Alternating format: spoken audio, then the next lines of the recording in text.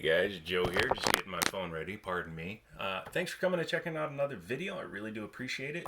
Back into the pew pew scene like I promised we would be, and today is no different. Let me ask you guys a question. Do you like the 1911? Question mark, I think you do. Do you like HK? Question mark, I think you do. Well, you're going to like what we have coming here today. Before we get into that, subscribe, like, all that good stuff. I'll give you 18 minutes to hit the subscribe, and then we'll get going. Ready? 1, 2, 3, 4, 5, 6. Just kidding. Here we are. We have what is a Heckler and Koch box. Koch, I believe, is the right way to say it, not cock or koch. I was corrected by somebody in the comments who just spelled it again, but then added the word Koch. So I'm going to go with Heckler and Koch because it sounds cool. This is a smaller HK box because inside we have a smaller HK pistol. This is the HK 45 Compact. Let's go ahead and do a safety check. Drop the mag. Bink, bink, bink. Empty. Go ahead and set that aside real quick and let's take the box. Take at the box. Yeah. Take it, box. Let's go ahead and look at what comes in there. This one came with 2 mags. I believe that's standard. It came with a wow. Go back to the beginning of this video and leave a comment saying, boy, your English sucks. This is a tag showing that they are asking $700 for this at Liberty Arms. It's on consignment. Their price, the customer's price, not ours, but still a reasonable price. Inside the foam case, you get a manual, which is common. You get a different backstrap with the tool, which is nice. You also get a gun lock and an HK sticker. The previous owner of this gun used it very little and has taken very good care of it. So if you like this one, it is for sale at Liberty Arms. Google it, Harrisonburg, Virginia. Tell them I sent you with my bad English and that you should check it out. Let's go ahead and take a look at the pistol itself. This is a little chunkster. It's about a Glock 19.5 size. The frame is small, but the slide is big. It has big ambitions and dreams. Someday it's going to move to the big city and become a USP. It's kind of modeled after the USP, however, it's just called the 45 Compact. That's why when I get a text saying, hey, do you want to look at a H&K 45 Compact? I'm like, is it a USP? He said no, so I said, sure, why not? It is a hammer-fired gun. H&K likes your hammer-fired stuff. I approve of that. Hammer-fired is awesome. It looks cool, and it gives you that extra mechanical thing to look at when you're shooting it. Manual safety. Some people like them. Some people hate them. I prefer them, especially for newbies. It gives you something to train yourself to do. And this one is definitive and very 1911-esque. For comparison sakes, today we do have the Remington from another video. If it's out after this video, then you won't know what I'm talking about. But if it's out before this video, then you will. Has a manual slide lock, slide release on both sides, so this is a slightly ambidextrous pistol. The safety is the only thing not ambidextrous because it has the paddle system like the Walthers and the HKs like to have. Again, very easy to use. You don't even have to change your grip really, you just have to pull your thumb down a little bit. Or if you're a lefty, helps if you push the right thing. My hand is a little bit smaller on the left, so it's a little bit more difficult for me to hit it, but I could hit it with my fingers if I needed to. Plus, my nerve damage means I don't have strong hands anymore. Do it yourself and see what you feel. It does have little cuts here, so if you need to strip the magazine, you can grab the sides. I prefer that to when they cut the front, because that just means your finger has some place to snag. Flat front trigger guard. Have no idea what words were trying to come out of my face hole just then, but it's a flat front trigger guard and a 1913 style pick rail with 3 slots, so you can have a wider choice on what you wish to attach to it. Pretty solid and chunky piece. It's very top heavy because this is polymer, this is steel, has front and rear slide serrations, and they are pretty easy to manipulate when you haven't taken the gun apart and have gun oil on your hands. It does have a night sight front with a blacked out rear, which is my preferred sight setup. I should do a video just saying that over and over so that people can see that big old hole out the front for the 45 ACP rounds. 8+1. I think I forgot to mention that this time as I'm filming through it.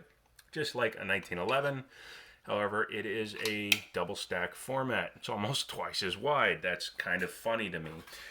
With the finger extension on it, it's a little bit more comfortable. However, I can easily hold the gun like this. Not bad. Let's talk about the trigger. This is a double action, single action pistol, which means this can be double or single action. Now, you cannot decock it on this particular model. So once you've loaded the gun and the hammer is cocked, you are in the cocked position unless you do the old, pray to goodness and do that. Some people could accidentally slip, especially since this is a thin and light hammer, and have a negligent discharge. And yes, it is a negligent discharge because you should not stupidly drop the hammer on a loaded firearm. This is a pretty heavy double action pull. Just kind of pull straight through. They're all in that 9.5 to 11 pound range for double action. It's just the way it is.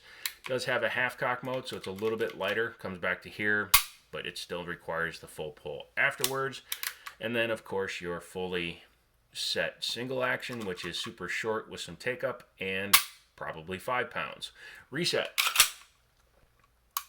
Right back to where it was for single with that little bit of take up and into the next shot. It does have a drop safety, which most polymer style guns nowadays tend to. 1911s are one of the last holdouts where you can easily find guns without drop safeties. Overall, the outside build quality is nice. You do have grip panels on the front and the back. However, this one is interchangeable for a completely flat one. The side is completely flat with no grip panel. You can fix that with tape or a Hogue grip. Kind of reminds me of a Tokarev, the way it just goes flat and then dimples down, but that's for your thumb. Yes, yes, yes. Very nice on the outside. You want to take a look at the inside? I want to take a look at the inside. Let's open her up. To do that, you are going to need an assistive tool because it does have a ambidextrous slide lock slide release. In order to take this apart, first off, double check. Then you're going to go ahead and bring the gun back to the takedown notch, which is this giant notch here. You got to hold the slide and the gun in position. Grab a tool, I'm going to use a screwdriver in this case, and push out the pin. It's not tight, it's just difficult to get to because of the other side's slide lock. Go ahead and take that off. It's a hammer-fired gun, so you can just pull the top off the frame. Now, I know there are striker-fired guns that don't require pulling the trigger. I actually own the Mossberg, which is one of them. Don't need to hear it in the comments. Thank you very much. Just watch the video, kids. Your guide rod is a little bit different on this particular firearm because it's actually part of the lockup system. You can see it's got a hook there, or at least you should be able to. Yeah, there you go. A hook there and a dimple on the bottom. That dimple actually stops there. So it's a two-part lockup, even though it does use a tilting action, sort of. And it's got a square face for the chamber, so it locks up against the ejection port. External extractor on this one. Very, very nice little stubby barrel. Cuts are nice. I bet this guy shoots nice. A lot of HKs tend to. Has a little extra bushing there, which also helps with recoil, but also has a point for the slide to stop. So once it goes all the way through, then it just helps buffer it. Just nice to have. As you can see, that hook goes up under here where normally this would slide into the frame. It actually stays connected to the guide rod, which I believe aids in some of the stability. Taking a look at the slide, very well made. Firing pin tube, drop safety, all that good stuff. A little bit of a groove cut into there for a little bit of weight reduction. However, you want some weight in a 45 ACP compact because you're going to have a lot of recoil. That's just physics for you.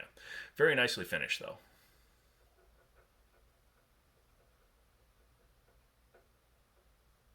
I think there's a rabbit outside my door. Either that or a human who sounds like a rabbit. Let's go ahead and take a look at the frame really quick. Trigger bars right there. That does the activation of the hammer. Drop safety, ejector. Yeah. Ejector, drop safety, excuse me, safety on that side. You can see it's very definitive because it's a cam style and it actually locks up once it's on there. Otherwise, a very standard system. It does have metal inserts. Actually, this whole fire control group is metal, but I accidentally in the P30 video said that they were plastic, and I apologize about that, especially since it kept me from buying the gun. Stupid, stupid, stupid, stupid, stupid, stupid me. let's go ahead and put it back together. I already slid the barrel in there. It works just like most striker fired or hammer fired polymer style guns with a square chamber lockup system. You just pop it in there, go ahead and grab your guide rod and make sure the hook is going to mate up with that. Set your front in here. It'll hold on its own, don't worry about that. And then it doesn't take a lot of force, or a lot of distance, but it takes some force to get it to kind of seat down in there. So I may have to do it off camera, I do apologize. Oop, you got to be careful because it can very easily pop out. Even though it's not captive, it doesn't seat like a normal spring, so you have to be careful and make sure that the spring sits flat. Go ahead and take your slide and your frame, mate them back together. It is possible to go way too low on it, so just watch how you're putting it back together. There you go. Just kind of pop it back on there. Then you're just going to bring it back to the takedown notch, take your slide lock, put her on through. It just clips into that little hole there and uses mechanical retention. Mechanical pretension. It's a pretentious little piece. And then just make sure it still works. What do I think of it? I think it's pretty cool for what it is. I think there are a lot of competitors, believe it or not, there are, in the Compact 45. However, HK is probably one of the highest quality ones you can get. You pay a little bit more for the HK name, but it does seem to have a pretty good reliability track record. So give it a shot, check it out, let me know what you guys think of it. This one, again, is still for sale. It's Monday when I'm filming this. This should go up on Tuesday. If you see this, call the store, Harrisonburg, Virginia, Google it, and tell them, hey, I'd like to buy that gun, or hey, can you ship that gun to me, or hey, I live down the block and I will come pick it up. Let me know if you do buy it from the store. I'd love to know where you're at, and I'd love to have a conversation with you. So this is Joe, this is the Jiminy Show, this is the H&K 45 Compact, and as always, I'll talk to you later.